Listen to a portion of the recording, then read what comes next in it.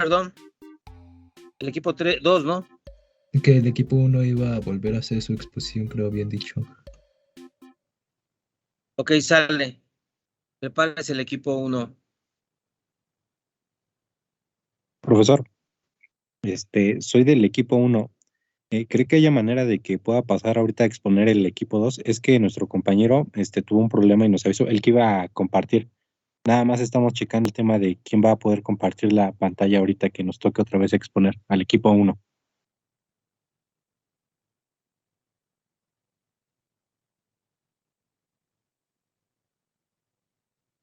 Aquí. Ya estoy. Entonces, ¿quién puede exponer, el 1 o el 2? Me dicen que el 1 sí o no. Sí podemos, profe, nada más que nada más estamos organizándonos para ver quién va a compartir la pantalla, pero si gusta puedes poner mientras el equipo 2 en lo que nos Adelante, organizamos. pues, el equipo 2. Adelante, equipo 2.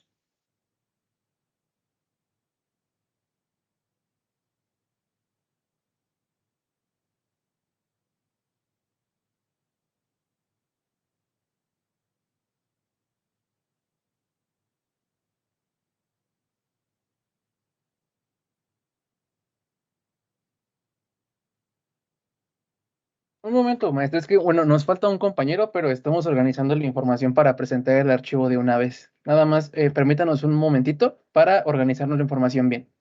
Y bueno, para también reemplazar a nuestro compañero, ya que pues tuvo un problema y está ausente en la reunión. Ok, gracias.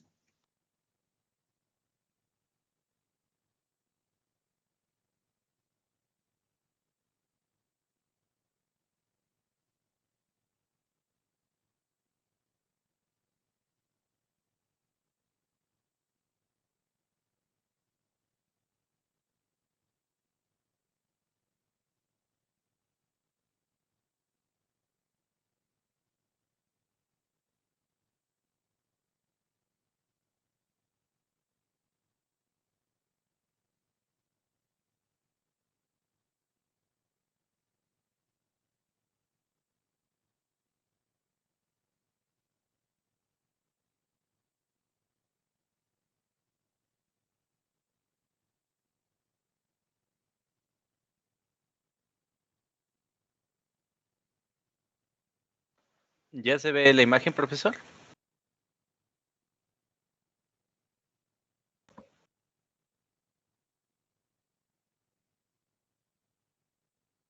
Sí, ya se ve, compañero.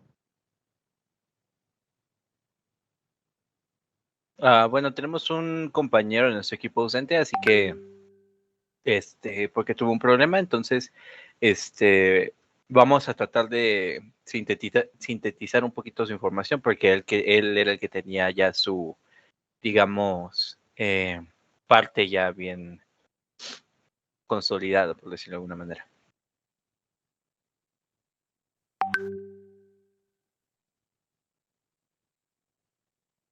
Bueno, nosotros somos el equipo 2, ya está conformado por Fragoso Morelos, Jared Rafael, Huerta Medina Juan Manuel, Martínez Telles Leonardo Manuel, Rocha Quiroz Valericel y su servidor, que es Sotea Rico Diego. Nosotros nos tocó el tema 2. Aquí están los contenidos. Pues vamos a comenzar.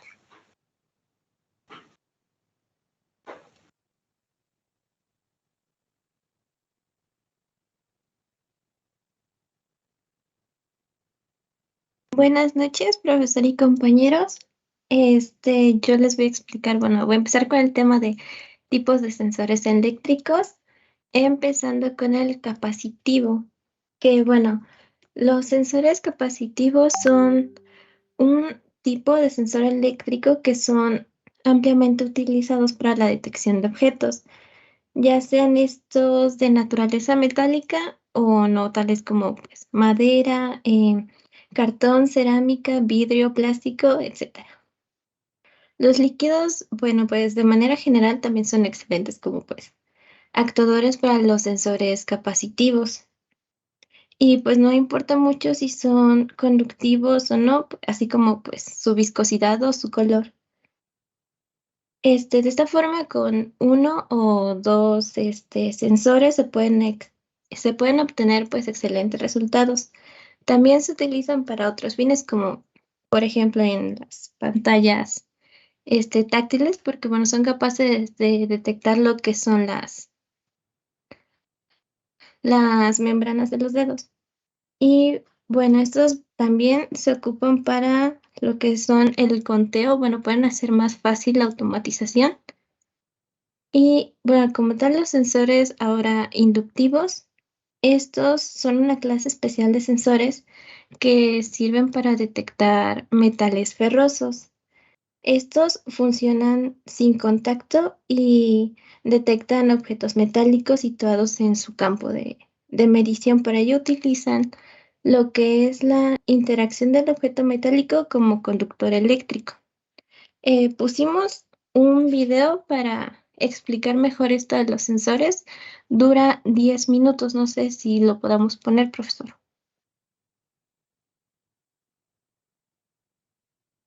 Sí, sí puede ponerlo, adelante.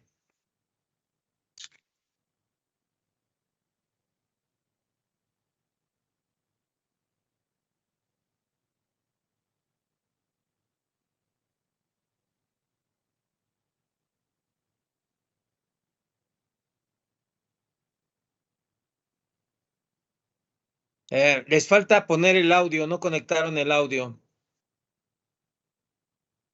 A la hora de compartir del lado superior derecho está un algo para que lo echen a andar.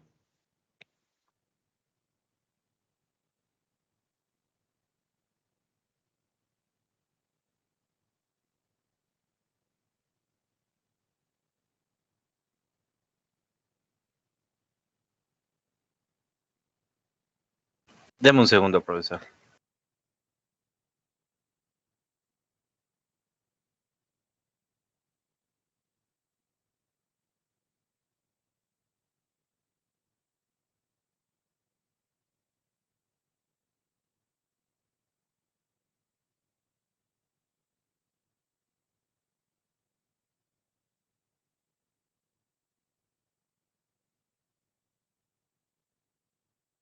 Los recipientes.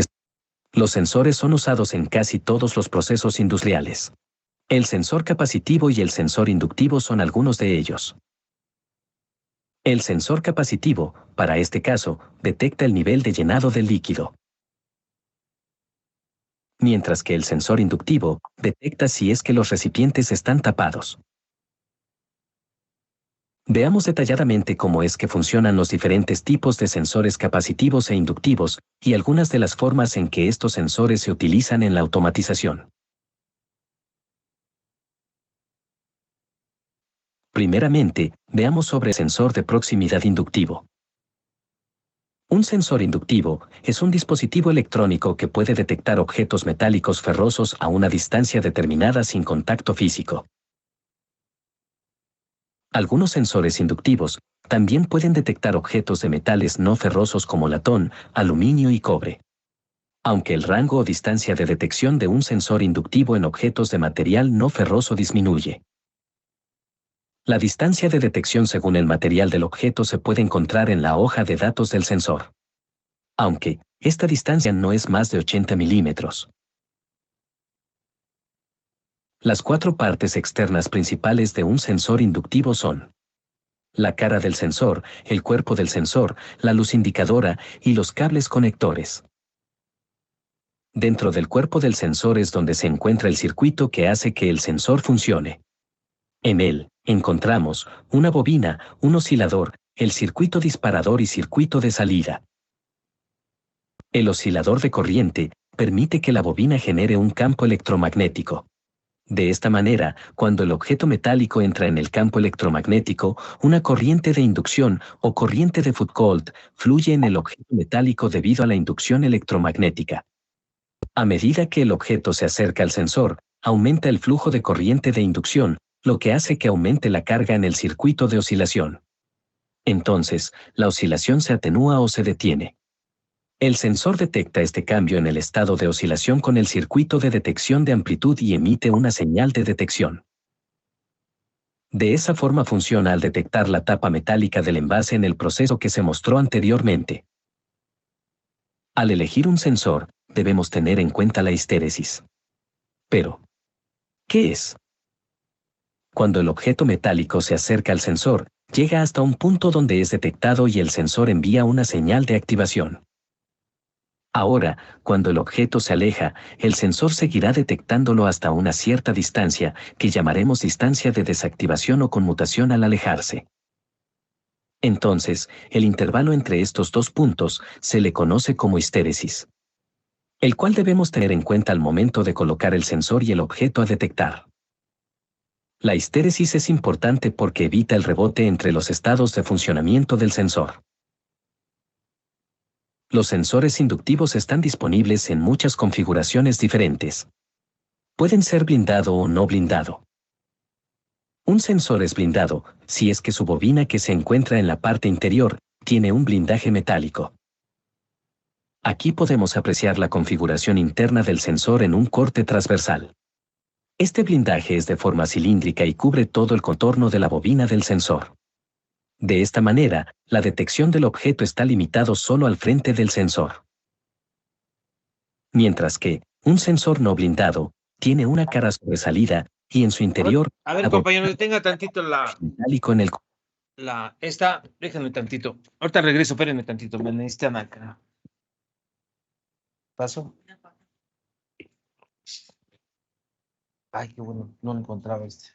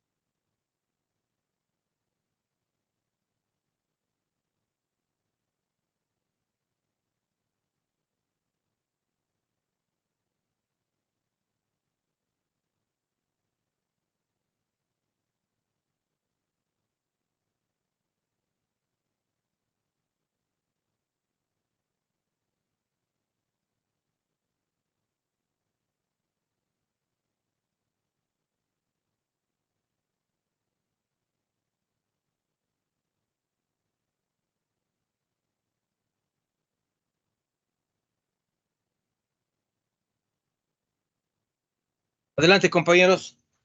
Denle play. contorno. Por lo que tiene un área de sensado mucho mayor. La instalación de los sensores puede ser enrasado, si es que es un sensor blindado. Para este caso, la cara del sensor va al ras de la estructura metálica donde es instalado, ya que la estructura metálica no afecta su funcionamiento. Mientras que, si el sensor es no blindado, su instalación necesariamente tiene que ser no enrasado, es decir, que la cara activa del sensor va afuera y su funcionamiento no se vea afectado por la estructura metálica que lo sostiene. También hay otras configuraciones. Un sensor puede ser normalmente abierto o normalmente cerrado. Si un objeto metálico se acerca al sensor normalmente abierto, este detecta el objeto y cierra su contacto, enviando una señal de nivel alto a su salida. Si un objeto metálico se acerca al sensor normalmente cerrado, este detecta el objeto y abre su contacto, enviando una señal de nivel bajo a su salida. Otra configuración en los sensores es que sea NPN o PNP. Para este caso estoy considerando sensores que se alimentan con un voltaje de corriente directa, pero también los hay de corriente alterna. Por lo general, traen 3 cables. El cable color marrón se conecta a la alimentación positiva, el cable color azul o celeste se conecta a 0 voltios o alimentación negativa, y el cable negro es por donde obtenemos la señal del sensor, el cual se conecta a la carga, que puede ser un relé, un PLC o cualquier otro controlador. En otro video, detallaremos las conexiones que se deben hacer. Los enlaces lo dejaré en la descripción. El sensor capacitivo. Su apariencia externa es muy parecida al sensor inductivo, ya que consta de las mismas partes. Pero la diferencia es que no solo detecta objetos metálicos ferrosos, sino también puede detectar cualquier otro objeto como plástico, mineral, vidrio, madera, papel, líquido, etc. Como podemos apreciar, una de las aplicaciones es que se usa para detectar el nivel de líquido contenido en un envase de vidrio. Los sensores de proximidad capacitivos reaccionan a alteraciones de campos electrostáticos, ya que estos se basan en principios dieléctricos de capacitancia para establecer un campo de detección cerca de la cara del sensor que crea una zona de detección. Hay que recordar que los sensores inductivos que se vio anteriormente reaccionan a alteraciones de campos magnéticos. Internamente, el sensor consta de placas dieléctricas con una cierta capacitancia en la cara detectora, el cual se encarga de emitir un campo electrostático. Las otras partes importantes del sensor son el oscilador, que se encarga de generar ondas a una cierta frecuencia. El circuito de disparo, el cual se activa cuando detecta el objeto. Y por último la salida, que es donde se digitaliza la señal. Cuando un objeto se acerca al sensor, estos producen cambios en la capacitancia, el cual altera su campo electrostático del sensor. El oscilador, por su parte, permanece inactivo cuando el objeto se encuentra fuera del campo electrostático producido por las placas dieléctricas. Pero, si un objeto se acerca, entonces el oscilador se mueve a una máxima frecuencia y amplitud. Si el objeto se aleja, el oscilador regresa a su estado por defecto. La distancia de detección depende de varios factores. Estos incluyen el material del objeto que se va a detectar, el entorno de aplicación y la distancia desde la que se va a realizar la detección. Aunque, la mayoría de sensores trae un perno de ajuste. Por ejemplo, si el líquido en el envase no es detectado, entonces se debe girar el perno para ajustar la distancia de detección del material u objeto. Los sensores capacitivos, al igual que los sensores inductivos, también están disponibles en muchas configuraciones diferentes. Entre ellas podemos ver que pueden ser normalmente abierto y normalmente cerrado. Además de ser de configuración PNP y configuración NPN. También los hay sensores blindados y no blindados. Veamos las características, similitudes y diferencias entre estos dos tipos de sensores. El sensor inductivo. Detecta solo objetos metálicos. Alcance relativamente bajo, que variará dependiendo de la naturaleza de la aleación. Robustos y resistentes en entornos hostiles, inalterables frente a golpes y vibraciones, polvo, etc.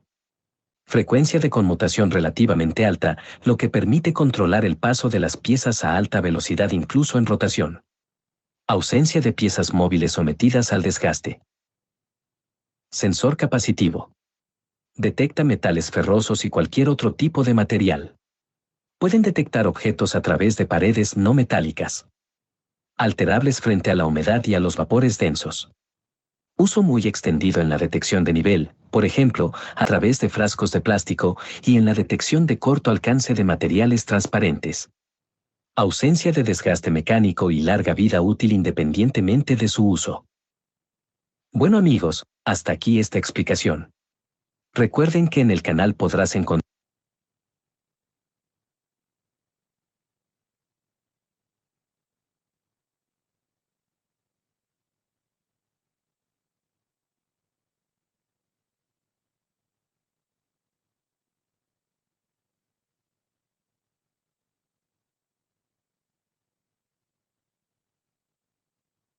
Bueno, profesor, ahora toca hablar de los sensores resistivos. Bueno, el sensor resistivo, es un dispositivo que conduce principalmente cantidades, de medidas físicas, como lo es el desplazamiento, la deformación, la fuerza, la aceleración, la temperatura, la humedad, entre otros. Estos principalmente existen de deformación resistiva, como es el piezo resistivo, la resistencia térmica, el sensible al calor, el sensible al gas y a la humedad. Estos tienen una deformación en el sensor que tiene por defecto una deformación del metal, o sea, una deformación mecánica bajo la acción de una fuerza externa, de modo que el valor de la resistencia cambia en consecuencia.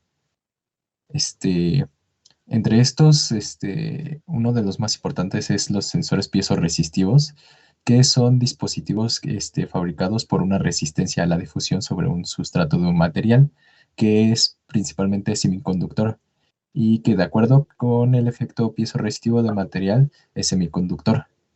El sustrato puede usarse directamente como un elemento y como un sensor de medición. Y también la resistencia de esta difusión está conectada en una forma que une un puente en el sustrato. Cuando el sustrato se deforma por una fuerza externa, los valores de resistencia también van a cambiar y el puente producirá una salida desequilibrada correspondiente. El material de sustrato también es utilizado como sensor piezoresistivo y es principalmente una oblea de silicio y una oblea. Y los sensores piezoresistivos de silicios hechos de obleas de silicio se están volviendo cada vez más populares. ¿Me habló, profesor? Ajá. Sí, ¿ya es todo, señor? ¿O qué me pregunta? No, pensé que había hablado. No. Bueno, también existe el sensor de termistor que principalmente mide la temperatura y los parámetros relacionados con la temperatura, utilizando la característica de que el valor de resistencia cambia con la temperatura. El tipo de sensor es adecuado cuando la presión de detección de una temperatura es relativamente alta. Y además de que una gama más amplia de materiales de resistencia térmica son el platino, el cobre, el níquel y entre otros similares metales.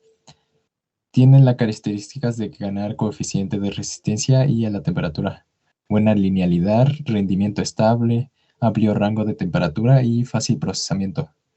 Estos se utilizan para medir temperaturas en el rango de menos 200 grados centígrados a más 500 grados centígrados.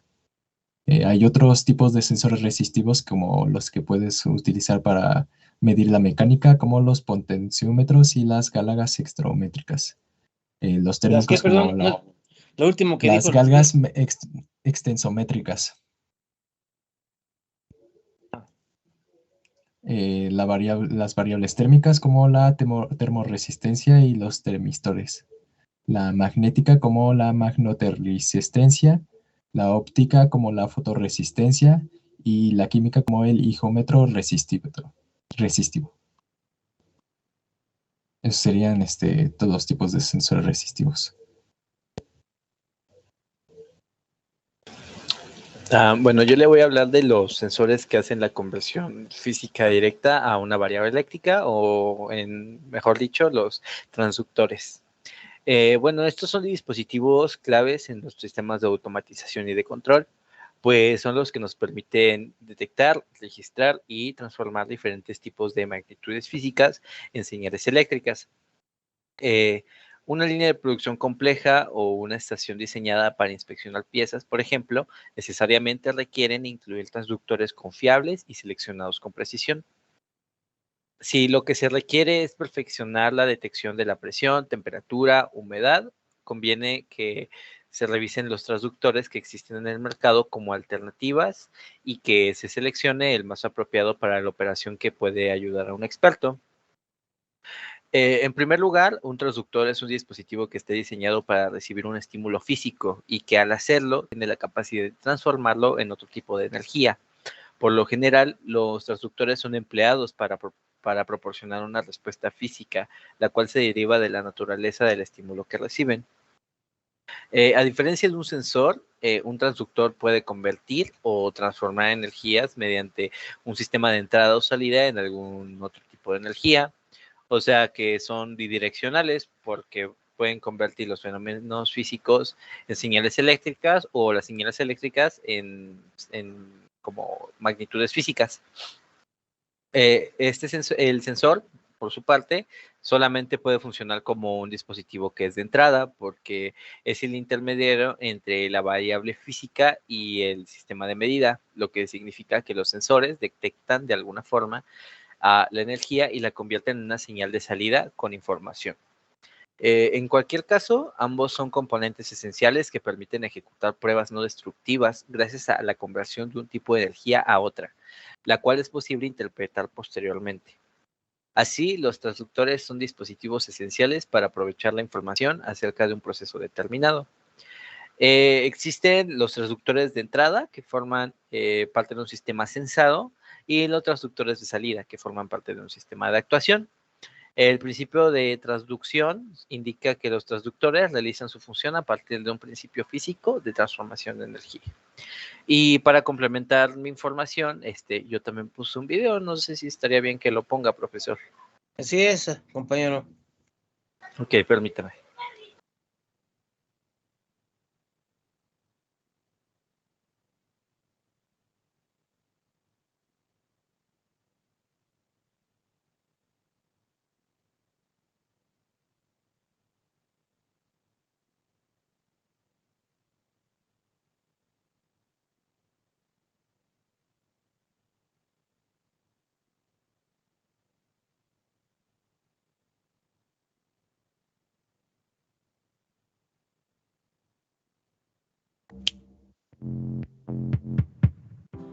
Hola amigos, ¿cómo están? Mi nombre es Rafael Ortiz, locutor y productor digital de sonido y bienvenidos a mi curso online, mi curso de YouTube de sonido en vivo.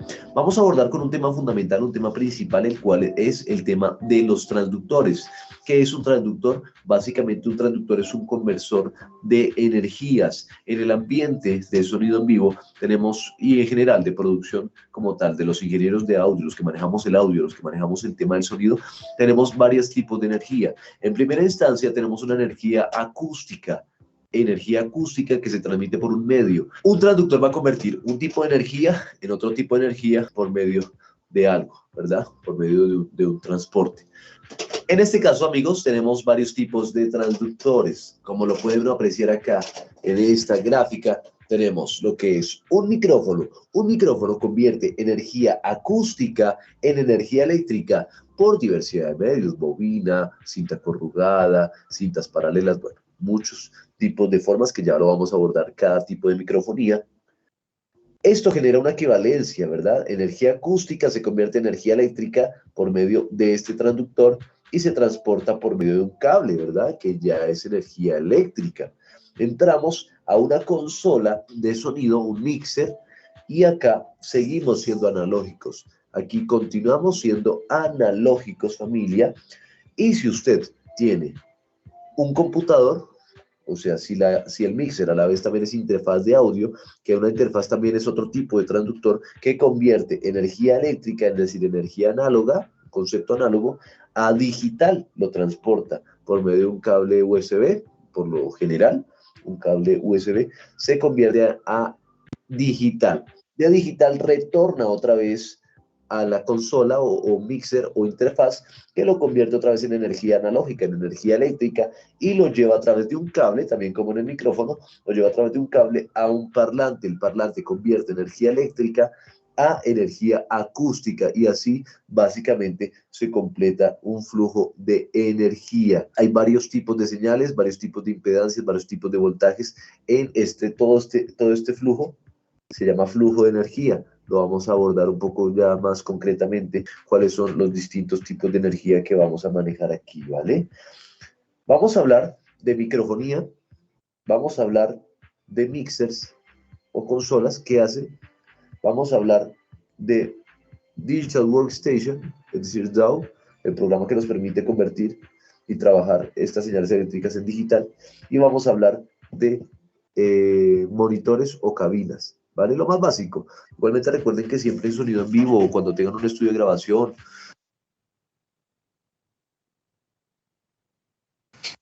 En este caso, el video anterior fue más como un ejemplo en el que me gustó agregar porque nos da como una visión más cotidiana, digamos que de una persona que se dedica a lo que venía siendo producción de sonido. Y podemos ver que los transductores son más comunes de lo que pues nosotros podemos pensar, que transforman, como menciona en el video, una señal eléctrica, que diga acústica en este caso, a través de un micrófono y la convierte en una señal para enviarla a una tabla de sonidos. Entonces, bueno, eso sería por mi parte.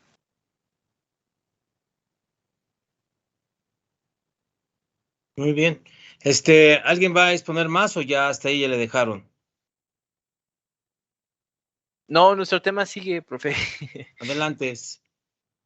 Bueno, esta información va a estar un poco, porque no está nuestro compañero que la desarrolló más, pero bueno. Las especificaciones de diferentes tipos de transductores. Primero tenemos el piezoeléctrico. Este tipo de transductor genera una tensión eléctrica por presión sobre un cristal piezoeléctrico que es proporcional a la aceleración. Un acelerómetro piezoeléctrico puede captar con gran precisión señales de entre 1 hercio y 15.000 hercios. Estos dispositivos son muy apropiados para tomar datos de grandes esfuerzos con desplazamientos relativamente pequeños. Algunos transductores especiales pueden medir frecuencias mucho más bajas y también mucho más altas. La recogida de datos de vibración a altas frecuencias se encuentra condicionado por el medio de fijación del transductor a la máquina. Por lo general, operan a su frecuencia de resonancia con varias opciones de construcción, patrones de haz y niveles de potencia. El ancho de banda es la diferencia entre los límites de frecuencia operativa alta y baja. La potencial de señal nominal disponible del transductor es otra especificación importante. La sensibilidad de transmisión es la relación entre la presión sonora producida y el voltaje de entrada. La sensibilidad de recepción es la relación entre el voltaje de salida producido y la presión sonora detectada.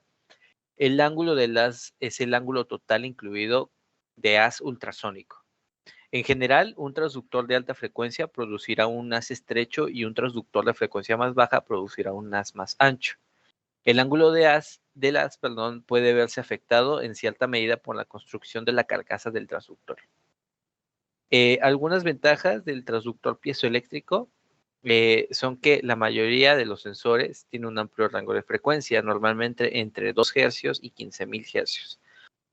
Hay que observar que la respuesta en frecuencia depende del tipo de montaje del sensor en máquina. No se requiere de un acondicionador de señal externo para que el transductor del tipo ICP o Integrated Circuit Piezoelectric, aunque el ISP es una marca registrada de PCB Piezotronics, se ha convertido en un término genérico para referirse a un acelerómetro con amplificador integrado. También se le suele denominar con más presión acelerómetros no de voltaje. Se instalan fácilmente con adhesivo o atornillados y también se pueden disponer de bases magnéticas para montajes temporales o aplicaciones especiales. Algunas desventajas del transductor piezoeléctrico son que cuando se usa en modo manual de fijación a la máquina o Stinger para medir las altas frecuencias, la respuesta de señal es muy pobre o por encima de 1200 hercios. Los acelerómetros necesitan una fuente de alimentación externa y la salida de amplitud puede venir dada en unidades de aceleración. Esta salida debe ser integrada para obtener la representación espectral o el valor global de amplitud de velocidad. Luego tenemos el transductor de ángulo de capacitancia. El transductor capacitivo se utiliza para medir el desplazamiento, la presión y otras cantidades físicas. Es un transductor pasivo que significa que requiere alimentación externa para su funcionamiento. El transductor capacitivo funciona según el principio de capacidades variables. Y la capacitancia del transductor capacitivo cambia debido a muchas razones, como la superposición de placas, el cambio en distancia entre las placas y la constante dieléctrica. El transductor capacitivo contiene dos paralelos, platos de metal. Estas placas están separadas por el por el medio dieléctrico, que es el aire, material, gas o líquido. En el condensador normal, la distancia entre placas es fija, pero en el transductor capacitivo, la distancia entre ellas varía. El transductor capacitivo utiliza la energía eléctrica y la cantidad de capacitancia para convertir el movimiento mecánico en una señal eléctrica. La cantidad de entrada provoca el cambio de la capacitancia que se mide directamente con el transductor capacitivo.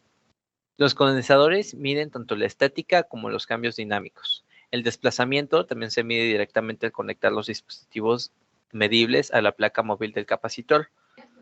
Funciona tanto en el modo de contacto como en el modo de no contacto. La parte mecánica se encarga de ejercer presión desplazando una o ambas placas, mientras que la parte eléctrica se encarga de transformar la presión en señales eléctricas capaces de ser medidas a través del mismo capacitor, todo dependiendo de la distancia. Entre ambas placas se encuentra el medio dieléctrico por el cual se transmiten las señales entre ambas placas. Este puede ser aire, gas, líquido o algún otro material. Mediante la distancia y el desplazamiento de una o ambas placas se produce una señal dieléctrica, dependiendo de la presión que se produce mediante la distancia de ambas placas. A través de la electricidad se puede medir la cantidad de capacitancia funcionando con el contacto de las placas y al mismo tiempo también sin contacto, debido al cambio dieléctrico que se encuentra dentro del mecanismo.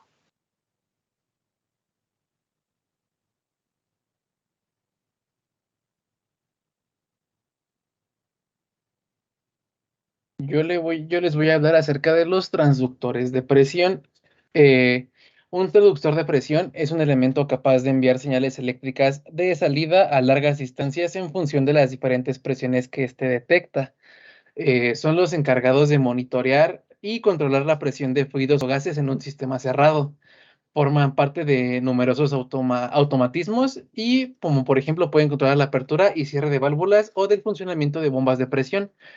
Estos funcionan de una manera en la que para que funcionen, valga la redundancia, necesitamos contar con sensores capaces de medir la presión o en algunos casos de identificar una variación de la misma. Todo esto se convierte en una señal eléctrica proporcional a la presión identificada y de esta manera, en función de la intensidad de la corriente generada, es posible transmitir diferentes órdenes a los organismos de control que está conectado al transductor de presión. Em, Hay diferentes tipos de transductores de presión con diferentes tipos de salidas. Yo les voy a hablar de la salida en milivoltios, que es normalmente es el más económico. La salida del transductor en milivoltios es normalmente alrededor de 30 milivoltios y su salida real es directamente proporcional a la energía de entrada o excitación del transductor de presión. Después de esto, ¿puedes bajar dentro de la página, por favor?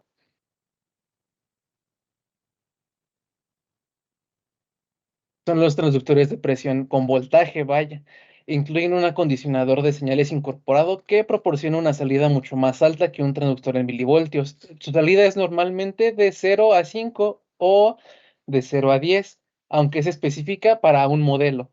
La salida del transductor no es normalmente una función directa de la excitación. Esto quiere decir que con frecuencia las fuentes de energía no reguladas son suficientes siempre y cuando caigan dentro del rango de energía que se ha especificado, debido a que tienen una salida de nivel más alto. Estos transductores no son tan susceptibles a que haya ruido eléctrico como los transductores en milivoltios y por lo tanto se pueden usar en muchos más entornos industriales. Después están los transductores de presión de salida de 4 a 20. Estos tipos de transductores también se conocen como transmisores de transmitor, vaya, puesto que su señal es de 4 a 20 miliamperios, me parece. Es menos afectada por el ruido eléctrico y la resistencia de los alambres de señal. Estos transductores se usan en cuanto la señal debe transmitirse por distancias grandes. Con frecuencia estos se usan en aplicaciones en las que el alambre debe tenderse entre los 1000 pies o más. Se adjuntó una imagen de los diferentes tipos. Y después de estos transductores, ya para terminar, bien son los transductores de deformación, también conocidos como transductor de fuerza. Estos miden las fuerzas de tensión y compresión que actúan sobre el sensor. Se utilizan en diferentes tecnologías para una gran variedad de aplicaciones y con ello cubre rangos de medición de 0,5 newtons hasta los 10.000 kilonewtons. Para los tipos de transductores de deformación que hay, ya sea en logística portuaria o en la construcción de las maquinarias o para las grúas o equipos de elevación, se selecciona un sensor de fuerza, vaya, que el que mejor se adapte para la situación. En el documento yo adjunté el funcionamiento de algunos que Bueno, adjunté unos de HBM que han demostrado su utilidad en el gran número de tareas de medición y se pueden fijar fácilmente estructuras ya existentes por medio de tornillos. Sus aplicaciones típicas son en prensas, equipos de soldadura, hilos, etcétera. Y por ejemplo, cuando la prensa está equipada con un transductor de deformación, inicia su carrera de presión. Estos transductores también convierten esa deformación en una señal eléctrica que se puede medir, a partir de la cual se puede derivar la fuerza. En este caso sería la fuerza que se ejerce en la prensa. Y A ver, las compañero, una pregunta. A ver, dígame. compañero, no me está quedando claro. ¿Cuál es el transductor de presión que se está ocupando para darnos la presión, para darnos en voltaje ya convertido a presión? ¿Cuál es ese? ¿Cómo se llama? Porque así en una prensa utilizar un transductor de presión que no sea hidráulico, por ejemplo, así como que me estoy perdiendo. No sé qué es lo que está tratando de decir. Es una, ¿cómo se llama esta? Se me fue el nombre. A ver si creo que lo anoté aquí. Eh, ¿Una galga lo que se está metiendo? ¿A qué se refiere? Una galga. Me parece que sí. En el documento creo que no está de forma explícita. Permítame revisarlo. Pero bueno, en dado caso, en la corrección lo anexaría al documento. Pero sí sería, bueno, más o menos con una galga. No lo tengo el término exacto ahorita mismo. Pero sí, básicamente, en el transductor de presión me está comentando, profe.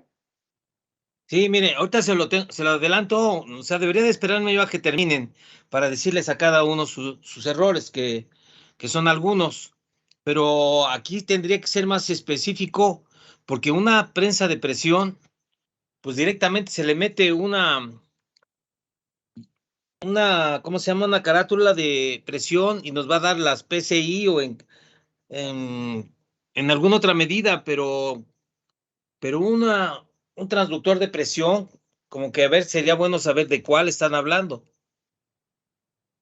Adelante, compañero, prosiga. Si no sabe, No, prosiga. sí, bueno, perfecto. Bueno, en la página de donde saqué la información venía el modelo del transductor. Bueno, en ese caso, en ese caso no era era de presión, era de deformación. Pero bueno, lo Sí, anexo en el documento. ok. Sí, pero a mí me gustaría saber qué tipo de transductor de deformación puede darnos ese valor que sea práctico. Porque si meto a una prensa y estoy deformando, solo que esté deformando lo que estoy prensando. No sé si a eso Perfecto. usted, Bueno, sí, perdón. lo anexo al documento. Ok, adelante. Bueno, al menos ya Eh, le comenté ese dato. Sí, estábamos con las ventajas de los transductores de deformación, que estos, bueno, tienen un precio inferior al de las células de carga, en especial en el caso de los transductores para uso de grandes fuerzas. Estos no afectan la rigidez del sistema y por lo tanto no tienen ningún efecto negativo en las propiedades dinámicas de la máquina. Y los transductores de fuerza ocupan algo más de espacio, sobre todo los que miden fuerzas muy grandes. Esto quiere decir que modifican la estructura del sistema de medida, lo cual supone un problema, particularmente si solo se ofrecen como opción. Pero también esas son sus ventajas y también, bueno, no obstante, pues también tienen algunos inconvenientes. Sus sensores de deformación no tienen la exactitud de los transductores de fuerza. Eh, a la vista de la demanda creciente, esto es, bueno, es un argumento bastante válido, vaya. Y los transductores de deformación deben calibrarse después de montarlos. Para ello, primero hay que medir la fuerza que se ejerce durante su proceso con una célula de carga o, bueno, seguidamente de eso, esa fuerza se compara con la señal del transductor de deformación y a partir de ahí la deformación se puede convertir en fuerza. La calibración también nos puede llevar a cabo, dígame. Ah, la deformación se puede convertir en fuerza y su calibración también puede llevarse a cabo empleando pesos conocidos. En este caso, la exactitud de las medidas no puede ser superior a la exactitud del proceso de calibración.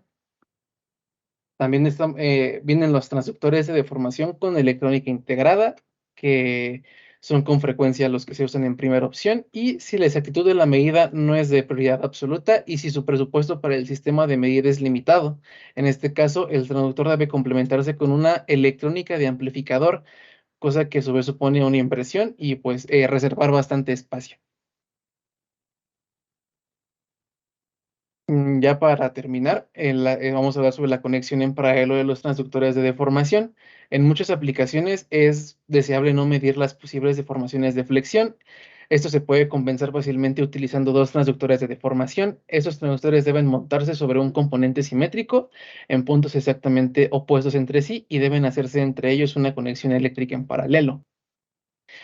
Em, La decisión de utilizar un transductor de deformación con o sin electrónica ya integrada depende igualmente de los requisitos y acondicionamiento de señal que existan. Conviene valorar si son necesarias las funciones que ofrece un amplificador de medida industrial, ya sea como los algoritmos de filtrado, los interruptores de valor límite o los canales de cálculo. Aquí también, bueno, en el documento ya corregido le voy a anexar de qué tipo de transductor en paralelo estamos hablando para que se vea más completo. Y bueno, ya lo demás son imágenes. Y ya sería todo de nuestra parte, profesor. ¿Qué transductores está usando? En el documento estoy incluyendo unos de la marca, me parece que es HBM. Y los modelos están integrados en la imagen. Son el modelo de deformación activo SLV700GA, me parece. El de la Es el SLV700A en la segunda imagen. En la primera es SLV700A-06BA, que son los que vienen con electrónica integrada. Bueno, eso no nos dice nada, compañero. A mí me gustaría saber qué transductor de presión está ocupando. Uno de capacitancia, o uno de elastancia, o uno de resistencia. ¿O qué tipo? Muy bien. Sí, lo anexo en el documento. Es todo lo que tienen que comentar, compañeros, para empezar a soltarles la situación. A ver, vamos a leer sus preguntas y respuestas, por lo menos las preguntas. Adelante.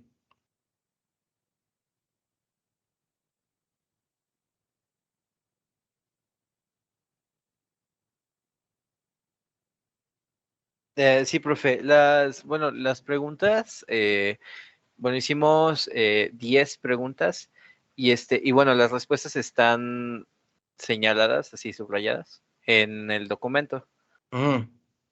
Primero tenemos que para qué son utilizados los sensores capacitivos y tenemos que son utilizados para muchos dispositivos con pantalla táctil, como teléfonos o computadoras, ya que el sensor percibe una pequeña diferencia de potencial entre membranas de los dedos eléctricamente polarizados de una persona adulta. La segunda pregunta es para qué sirven los sensores inductivos, y tiene que son una clase especial de sensores que sirve para detectar materiales ferrosos. En un acelerómetro piezoeléctrico puede captar con gran precisión señales de entre qué frecuencias, y tenemos que la respuesta es de entre 1 hercio y 15 hercios 15.000 hercios, de frecuencia. ¿Qué tipo de energía usa el transductor capacitivo? Tenemos que el transductor capacitivo utiliza la energía eléctrica. La quinta pregunta es ¿cuál es el nombre de los sensores que convierten una magnitud física a una señal eléctrica? Y la respuesta son los transductores. ¿Cuál es la diferencia entre un sensor y un transductor? Y tenemos que la respuesta es que puede convertir o transformar energías mediante un sistema de entrada o de salida en algún otro tipo de energía. La séptima pregunta es ¿cuáles son los tipos de sensores de deformación resistiva?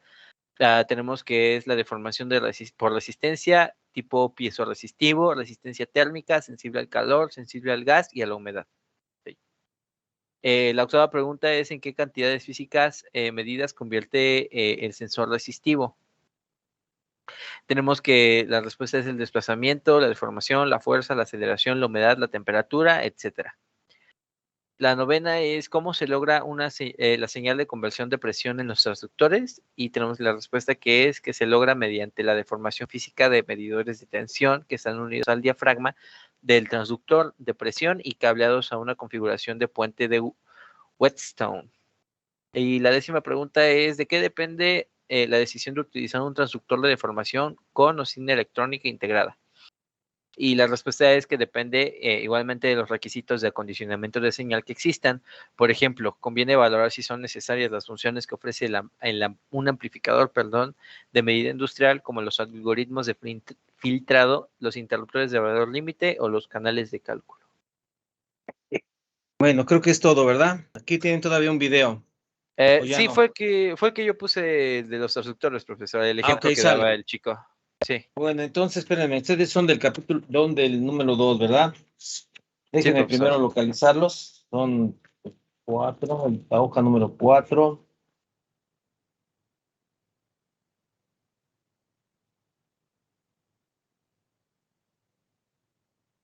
Bueno, aquí está. Bueno, como supuestamente habíamos quedado en que todos están enterados de los trabajos de los demás y que, bueno, se están dando largas para que esto se trabaje, pero bueno, yo preguntaría a los del equipo número 2 en forma general. Por ejemplo, tenemos a Fragoso Morelos Yaret, ¿se encuentra? Sí, aquí estoy, profe. Ok. Está Huerta Medina Juan Manuel.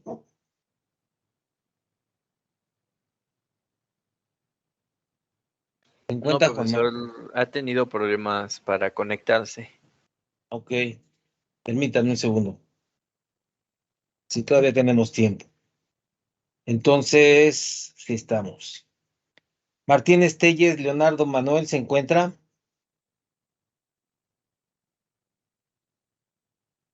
Sí, ¿No? aquí estoy, profe. Gracias. Del 2 está también Rocha, Quiroz, Valeria, Itzel. Aquí estoy, profe.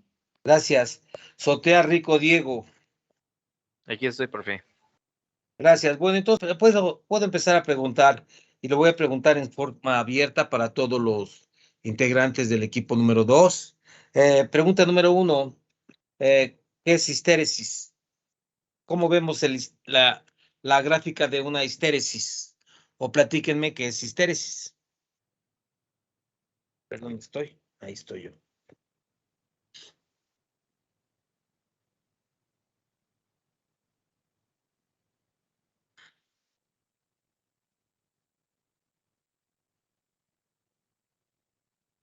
Fragoso Morelos, Jared, Rafael, ¿sabe o no sabe? ¿Histéresis me preguntó, profe? Así es, histéresis.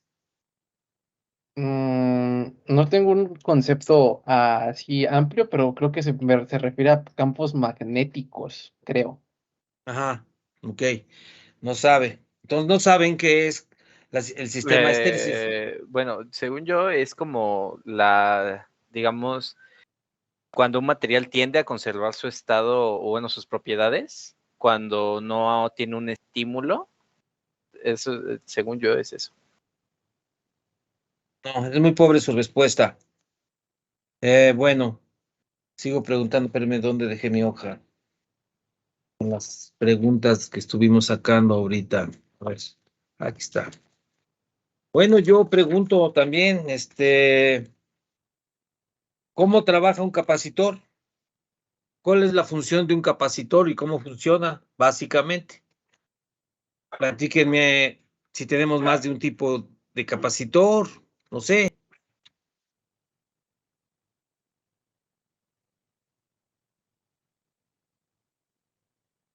Pues un capacitor, pues es como un dispositivo que se utiliza para almacenar energía, por decirlo de alguna manera, en un campo eléctrico interno.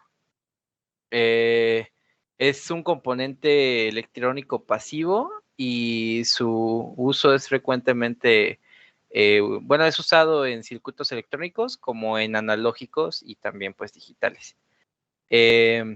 Sirve básicamente para almacenar una carga de energía que pueda ser liberada de forma rápida.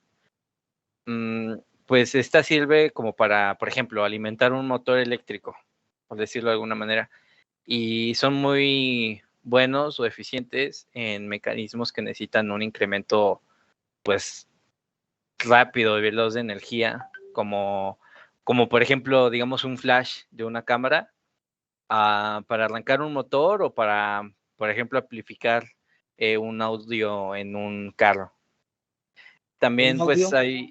aumentar el audio en un estéreo, por así decirlo. También, bueno, tipos nos dijo. Está el capacitor, creo que era el electrolítico, que creo que usa, bueno, recibe una tensión y deposita como, bueno, tiene una capa aislante, si no mal recuerdo, y suele usarse, bueno, como oscilador o para generar frecuencias o para modular la señal entre fuentes de alimentación. Ok. Es muy pobre su respuesta y la está leyendo mal. Si la hubiera leído con anterioridad, bueno, sabría un poquito más de ella. A ver, entonces llevamos 2 malas. Elastancia, ¿a qué se refiere una elastancia? Vamos a ponerle en inductancia.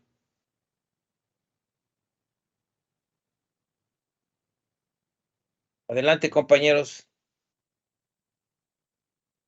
¿O qué su medida de una bobina, de un embobinado? ¿Cómo se le llama? Denle datos. Nada. Ok, 3 malas.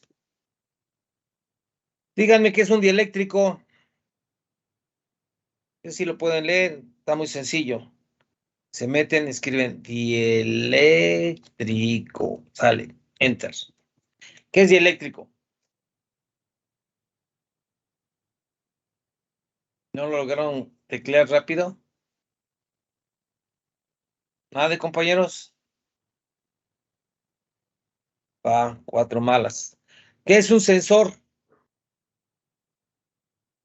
Hablaron mucho de sensores, pero básicamente, ¿qué es un sensor?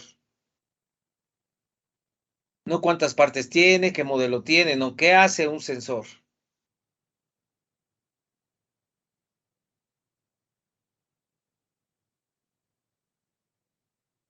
Pues un sensor es todo aquello que tiene una propiedad sensible a una magnitud del medio y al variar la magnitud, perdón, esta también varía con cierta intensidad la propiedad. Se manifiesta la presencia de dicha magnitud y también su medida. A ver, ahora explíquemelo, ya lo leyó, ahora explíquemelo. Pues es todo aquello que se dedica a detectar los cambios por más mínimos que sean en las magnitudes y su intensidad de los mismos.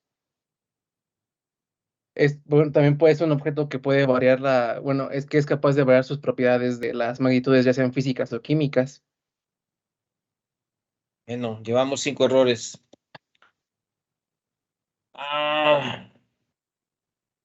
Mi pregunta seguiría, ¿cómo opera, en función de qué generamos un capacitor variable?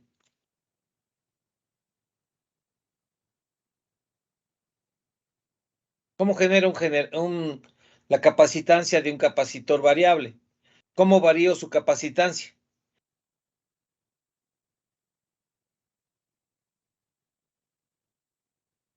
Vale. ¿Qué es un elemento NP? ¿A qué se refiere?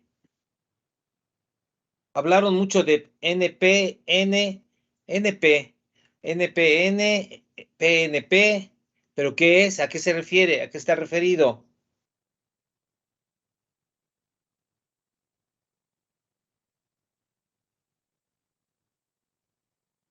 Dale, compañeros. Hablaron también de elementos inductivos. ¿Qué es un elemento inductivo?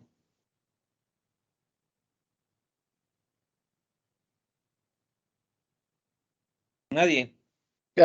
Son los dispositivos que sirven para almacenar y cargar energía. Carga y energía, disculpe. A ver, ¿qué fue lo que les pregunté? Ya iba con Elemento inductivo. inductivo. ¿Qué es? Un dispositivo que sirve para almacenar carga y energía. ¿En función de qué? Tampoco. Bueno, aquí sería capacitivo, pero esto ya lo platicamos hace rato y no supieron. ¿Qué es un sistema piezoeléctrico? ¿O qué? Un sistema piezoeléctrico, ¿cómo es que mide? Básicamente. O piezoeléctrico, piezoresistivo. Hablaron de sistemas piezoeléctricos, ¿cómo es que funciona? No, profe, era un sistema piezoresistivo. Ajá, ¿cómo Y funciona? son dispositivos que usan el sustrato como un material semiconductor. Ajá, ¿y cómo funciona? Pues el sustrato se deforma por una fuerza externa. ¿Y qué pasa? Pues los valores de la resistencia cambian. Y, A ver, hágame un croquis de lo que está diciendo, porque está bien, está más o menos bien, pero dígamelo bien cómo se hace. Yo genero o sea, una presión, genero una se genera una deformación. presión a un material piezoresistivo que por lo general son obleas de silicio. Ajá, bueno, por Es lo como, general no. como Puede una ser, prensa, ajá, bueno, lo que sea. como una ¿Y qué prensa pasa con eso? hidráulica. A ver otra vez. Usted generó una presión en un sistema, ¿qué dijo? Piezo-resistivo. ¿Y qué dice que pasa? Pues cambia la resistencia de ¿cómo se llama? Pues sí, cambia la resistencia de ¿cómo se llama? Del sensor. Más o menos, medio punto. A ver, seguimos con las preguntas. Platíquenme de las galgas extensométricas. Eso sí lo sabían, la vez pasada lo platicamos.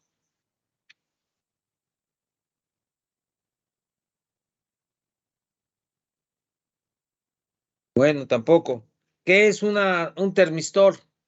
Platicaron ustedes de termistores. ¿Qué es un termistor? ¿Qué es un sistema fotorresistivo? Hablaron también de, Diego Soteo Rico habló de transductores y de sensores. ¿Qué es un transductor? ¿Qué es un sensor? ¿Cómo sé que está presente una energía acústica? ¿Cómo se traslada? ¿O es estática? No, bueno, una energía acústica, pues es algo del ambiente, algo que, pues, siempre va a estar porque, dígame. No, sí, dígame. Es algo que siempre va a estar porque, bueno, no es posible que ningún ambiente esté en total silencio, siempre va a haber algún ruido externo. Y alguna de las formas que son para, digamos, atrapar o captar ese digamos, sonido, pues un transductor que podría ser un micrófono que transmite una señal a lo que vendría a ser, por ejemplo, una computadora o a una tabla, digamos, de sonidos. Ok, Y sale. ¿Y cómo transforma la energía acústica a través de un micrófono, la convierte en corriente en voltaje? ¿Cómo pues la es podemos, cómo pues le hace? esa, digamos, energía pasa, como le dije, que esa es esa tablita como de sonidos, y esa se pasa a una computadora a la cual No, pero ¿cómo? transforma. A ver, micrófono, ¿cómo funciona el micrófono? ¿Cómo hace la transducción el micrófono?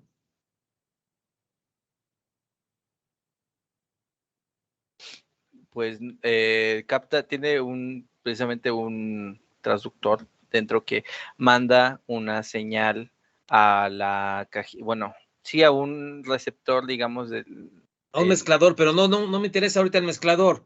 No, no estoy Estamos hablando ahorita de única y exclusivamente del micrófono. Hay varios tipos y formas de que lo hace. No es única. Hay varios.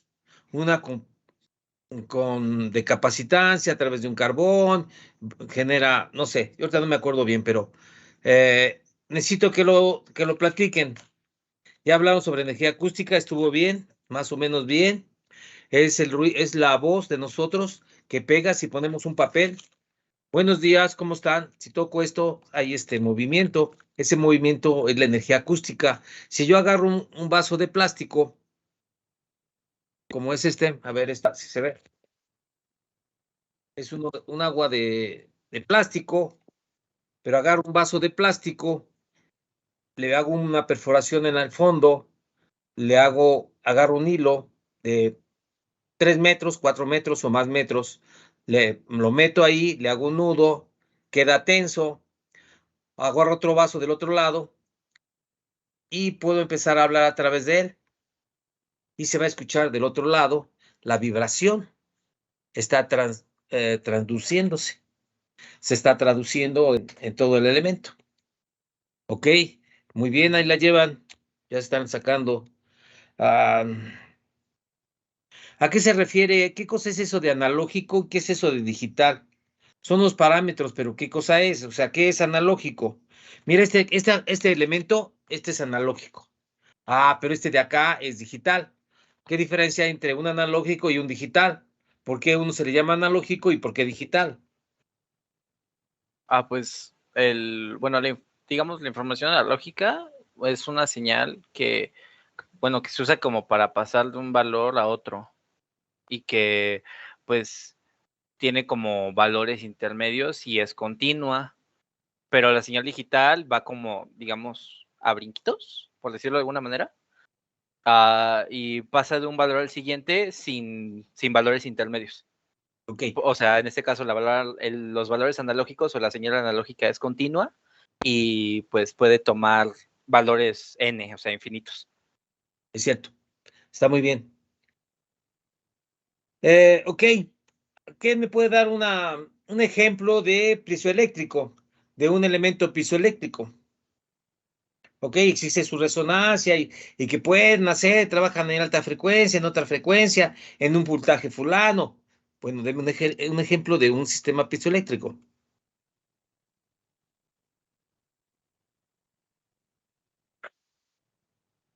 A ver, compañeros. A ver, bueno, ya no marqué más porque ando muy presionado. Todo el día me la he pasado con demasiada presión. Llevo 2 días que estoy demasiado presionado.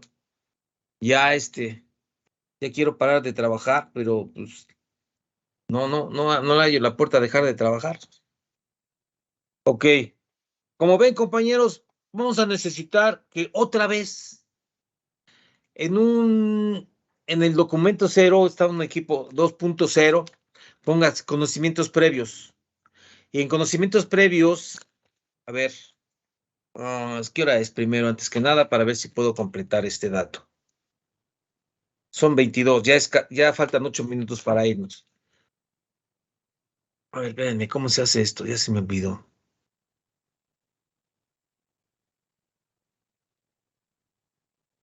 A ver si me voy para acá. Tal vez sí dejo. A ver, primero aquí. Esto, aquí salí, ya estoy. Bueno, déjenme ver. Un segundo. A ver, tú. Pues,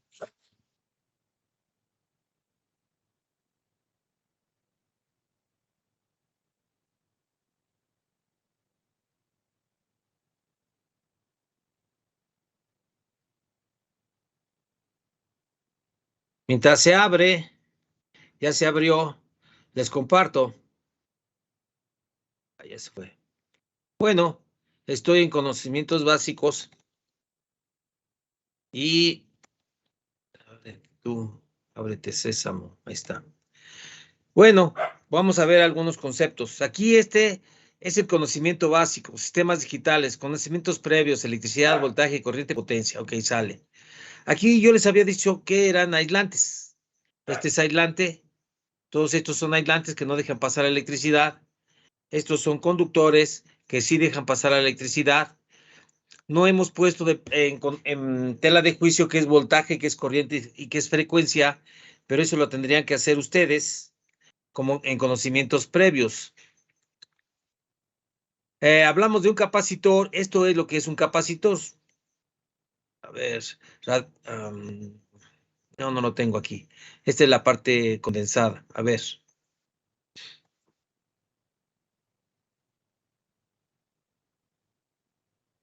Vamos a ver. Aislantes, conductores, semiconductores. También hablaron ustedes de conductores y semiconductores. Este es un semiconductor, un chip es un semiconductor. Y componentes NPN y NP y no sé qué tantos. Aquí está. Estos están construidos de semiconducción N y semiconducción P. Bueno, ese es un concepto foco, pero corresponde a otra cosa. Bueno, malla, serie paralelo, bueno, esas no ahorita, capacitancias. Estábamos hablando ustedes hablaron de capacitores. Yo,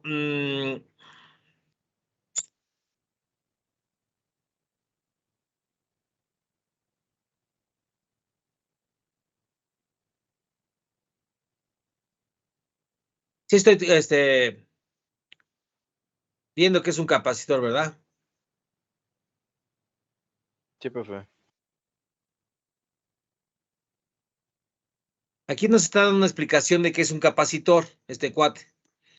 Esto de aquí que tenemos ahí a la mitad,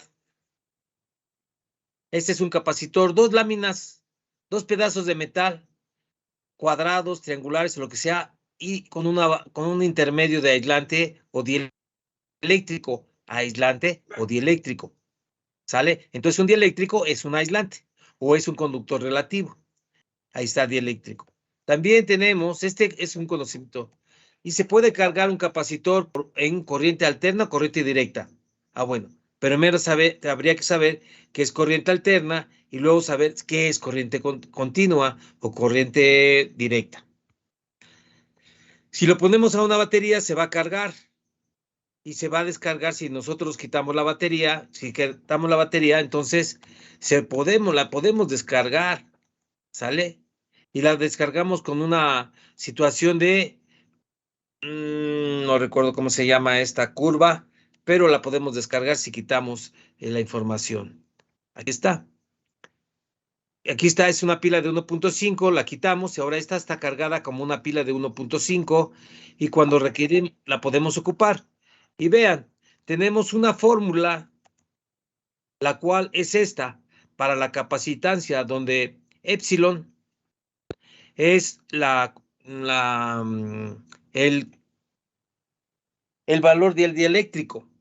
El valor del dieléctrico que va dentro de las dos capacitancias, de los dos componentes. Dentro de este metal y este metal, adentro se llama dieléctrico. La constante dieléctrica es esta, y para el aire es 1, y para otros varía. Si yo le hago que tenga una variación en su capacitancia, ¿cómo la hago? Variándole la constante dieléctrica. O sea, esto que está aquí en medio, en vez de aire, le puedo poner un humo. Y entonces varía su capacitancia. Esto se le puede poner un sensor y ahora me dice hay fuego. O lo puedo mover y mandarme una información diferente y puedo ponerlo dentro de un radio. Aquí están las constantes dieléctricas. A ver, déjenme ver si esto lo puedo quitar. No lo puedo quitar. Este es el vacío o el aire. Está considerado como 1, la constante dieléctrica. La parafina, el petróleo, el caucho, el vidrio, la mica, el mármol, la glicerina, el agua. Como ven, variándole la constante dieléctrica, tenemos otro tipo de capacitor con datos diferentes. Entonces, esto es lo que es un capacitor. ¿Va? Ahora, vamos a ver acá. Ah, no, este no es, este es acá. ¿Tenemos toda la información? No, tenemos un montón de información al respecto.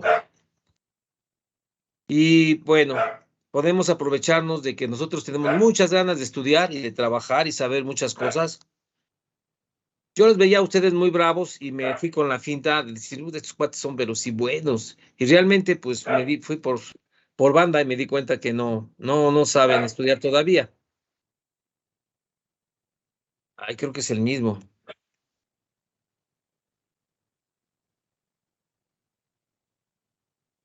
Tenemos supercondensadores, ¿por qué?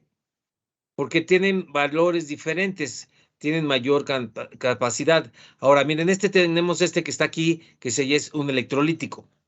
Ese tiene capacidades diferentes, tiene polarización. ¿Por qué? Porque esta es negativa, esta parte es negativa, que es la cortita, y aquí dice negativo y la otra es positivo. ¿Y qué pasa si la conecto al revés? Explota, ¿sí? ¿Cómo sé si un capacitor ya no sirve o si sirve dentro de una tableta? Ah, porque se inflama, se hincha o se chorrea. Tenemos diferentes tipos de capacitores. Miren, aquí están. No me acuerdo cómo sea, pero bueno, cualquiera que esté ahí, lo vamos a ver. A ver.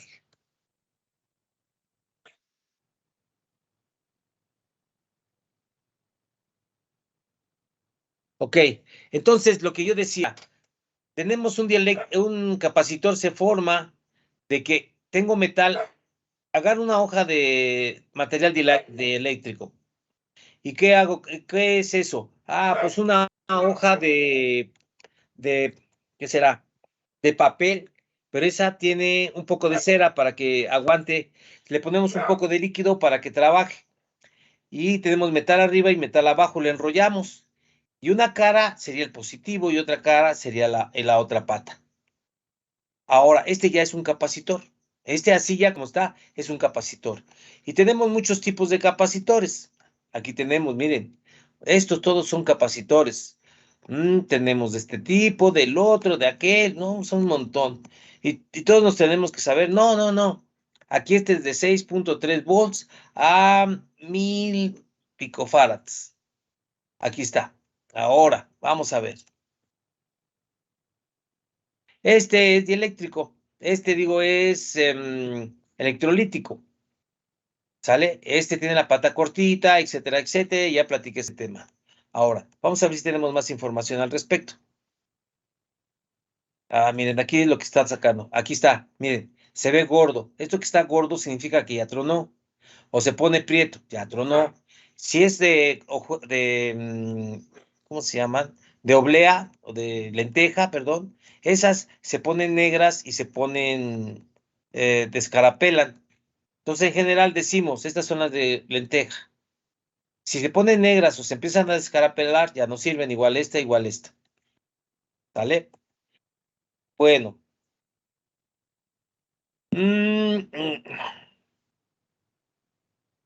A ver, esta es una capacitancia variable. Vamos a regresarnos un poquito antes, porque dijimos que que tenía que haber dos caras, pero la fórmula que nosotros vimos no la analizamos bien, creo que ya ni está por aquí, está en la otra, pero dice que el área o la superficie, superficie y la distancia y el valor dieléctrico hacen que tenga una cierta capacitancia, ¿ok? Esa está involucrado la fórmula de la capacitancia. Bueno, ahora, a ver, este cuate, ya se me perdió. Vean, este de aquí, este de acá, este de aquí, este de aquí, este de aquí, son de capacitancia variable. ¿Por qué? Porque si yo le doy vueltas, estos entran o salen, y entonces varía la capacitancia en función de la variación de la superposición del área. A ver, me explico. Vean mis manos. Si yo tengo aquí mis manos y las pongo una enfrente de la otra, tengo una capacitancia. Pero si las muevo de lado, no sé cómo se pueda poner, varía la superficie que se ve una con otra. Eso hace que se varíe la capacitancia. Entonces, eso es la capacitancia. No hemos hablado de muchas otras cosas, como por ejemplo, la bobina. ¿Cómo es que nosotros podemos detectar la bobina? Bueno, aquí además estamos hablando de capacitancia. ¿Sale? Esta información, yo los vi muy bravos y la verdad, parecen ahorita ovejitas tiernas y delicadas. Sí, profe, la verdad es que, pues, bueno, como que cada quien estudió su tema y ahorita ve que no está uno de nuestros compañeros. La verdad es que nos confiamos un poquito, o sea, estudiando más de nuestro propio tema, digámoslo así. Y y pues ahorita que nos agarró por sorpresa que nuestro compañero nos dijo, no, pues es que no voy a poder. Entonces, como que así de hecho a mí la parte de piezoeléctrico y ángulo de capacitancia, esa parte no me la aprendí como tal, por eso mismo no tampoco desarrollé mucho el tema, simplemente fue como más lectura, ni siquiera pusimos video precisamente por eso, porque nuestro compañero como que hoy tuvo problemas con su conexión y en general todo el día no hemos tenido mucho contacto con él. Ok, sí, díganme. Pero, o sea, sí le tratamos dar la mejor, digamos, exposición que pudimos siendo 4, aunque bueno, ahorita que nos da las observaciones, la verdad yo, bueno, estoy comprometido a que, bueno, mejorarle la información y todo, y pues ahora sí, digamos, no confiarnos, en este caso ya no agarrar y nada más estudiar nuestro tema. Entonces, bueno, por ejemplo, enfatizar, bueno, profundizar más en todos los temas y así, para que pues usted vea que, o sea, si estudiamos y que todos no sabemos todo. Ok, bueno, miren, aquí tengo, desgraciadamente agarré la parte condensada, donde todavía no tengo desarrollado la situación, pero normalmente esto lo tengo yo desarrollado, ¿sí? Entonces,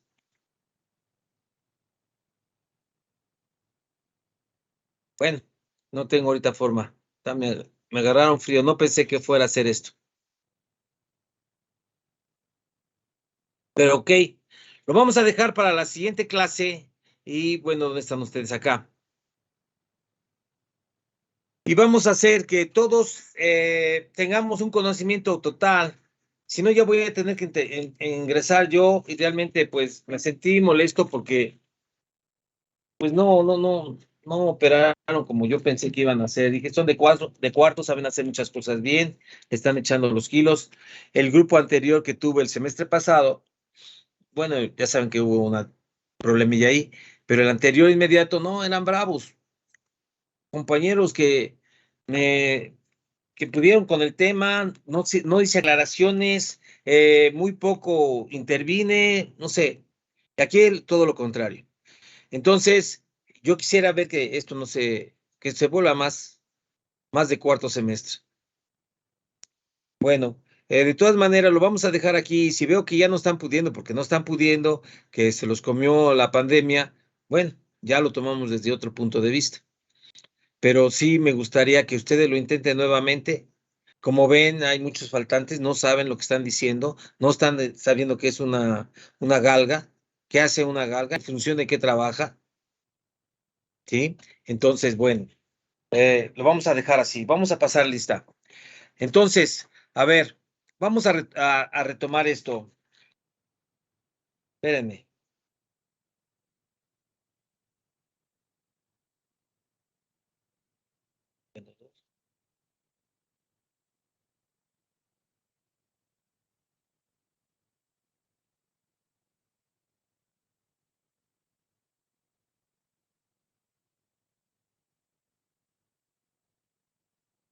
Ok. ¿Quién quiere exponer la próxima clase? Pero ya vieron que tienen que saber lo que están diciendo. Sí, si no, de plano, empezamos nuevamente y soy yo el único que va a hablar porque no están pudiendo con el paquete. Señorita Valiera Itzel también tiene sus puntos, ya no los marqué, pero bueno, en fin, así lo hacemos. Voy a pasar lista. Mientras piensen quién va a poder presentarse la siguiente clase. Abundis Rodríguez, José Alfredo. Presente, profe. Gracias, Alarcón Neria. Presente, profe. Gracias, Arbizu Plata. Presente, profe. Gracias. Chávez Moreno, Aldo Francisco. Gracias. Cortés Pérez, Jonathan. Presente. Gracias. Cruz Sánchez, Luis Fernando. Del 5. Muy bien. Flores de Alfonso, Eric Francisco. Presente, profesor. Gracias. García del Valle, Randy. Profesor.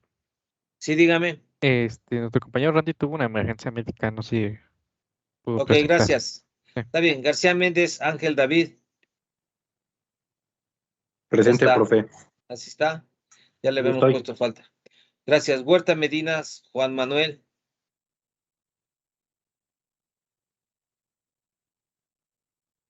Juárez Durán, Armando. Presente, profesor. Gracias. Luna Ortiz. Presente, profesor. Gracias. Medina Ruiz. Presente, profe. Mendoza Ramírez. Presente. Morales Ramírez. Perdón, Morales Jiménez. Presente. Gracias. Estamos a 18 del 11. Moreno Martínez. Presente, profe. Gracias. Muñoz Jiménez Diego. Presente, profesor. Gracias. Olivares, Jardines, Wendy, Alexandra. Estaba hace un momento, profe, pero me informó que se le acaba de ir la luz. Gracias. Ortiz Díaz, Luis Rodrigo. Presente, profe. Gracias. Pontón, Sevilla, André. Presente, profe. Gracias. Ramírez Flores, Ricardo Ociel. Presente, profe. Gracias. Sotea, no, ese ya está, presente. Velázquez, Argueta, David. Presente, maestro. Gracias. Venegas, Turrubiate, Salán, Giovanni. Presente, profesor. Buenas noches. Gracias. Sí, lo había hace rato. Ok. Vamos a hacer, ya vimos que no pudo el 1, ya vimos que el 2 tampoco pudo. Quiero ver que exponga el equipo número 3. No me acuerdo qué es el temario. Ahorita lo voy a ver antes de irnos. Ah, ya sé, creo que son filtros, ¿no? Sí, filtros eléctricos y amplificadores operacionales. Ok. Dentro de filtros, quisiera que vieran a poca electrónica. Bueno, a este cuate, miren. Este cuate es poca electrónica. No sé dónde se pueda ver. Quieto ahí, chingado.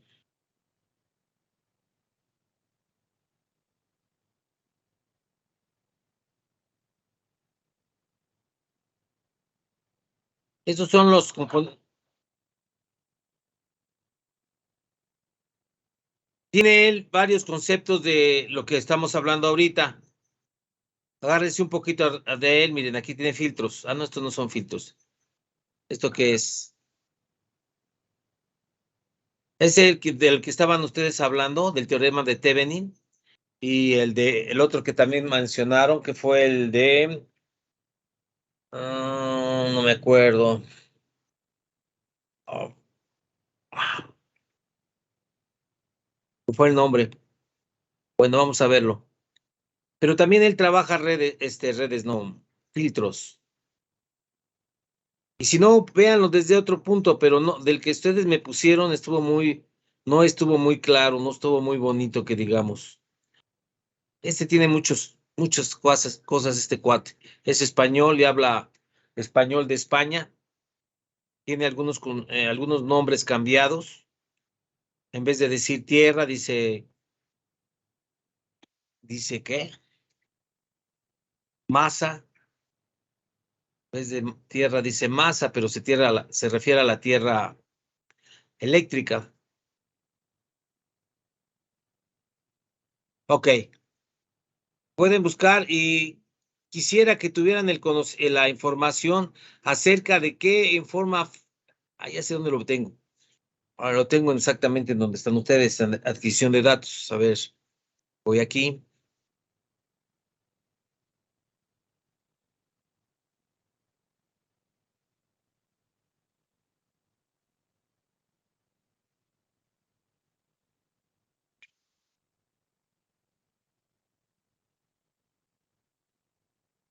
Aquí está. Aquí está. Bueno. Aquí ya tengo la adquisición de datos, los amplificadores operacionales, comparadores, todos aquí los tenemos ya. Quisiera que ustedes hicieran lo propio y si no es posible, yo les paso toda esta información. Esta es la parte súper condensada. Ok. Bueno, ya nos pasamos de tiempo. Ya estamos sobregirados. ¿Alguna duda, compañeros? ¿Ya vieron que hay que trabajar de a de veras, como si fuéramos de cuarto semestre? Profesor, Dígame, señor. en todo caso, sería también como de mucha ayuda si nosotros le pasáramos nuestra información antes de pasar a exponer y que nos diga, que nos dé el visto bueno para antes de exponerlo a la clase. Dale, me parece buena ¿Sí? idea. ¿Qué le parece si me la sube a Teams? No, al Teams, no, ¿cómo se llama? A WhatsApp. Y desde WhatsApp lo vemos. En WhatsApp lo veo yo. Mándemelo lo más pronto posible. Ahorita le falta al equipo 3 hacer su esfuerzo y vemos, ¿no? Ok. Sí, profesor, Dale. muchísimas gracias. Sí, ahora no se pongan nerviosos porque yo esté diciéndoles, está mal, son unos malvados y no se enteren. Todavía esto es plática de como cuando estamos en la cantina. Ya estaremos en algún momento en ese estado, pero por lo pronto es así. Damos por terminado, compañeros, y espero su material del equipo 3 nada más en WhatsApp. Déjenme pasar lista, ¿va? Espérenme, no me acuerdo cómo se pasa lista. Creo que es aquí.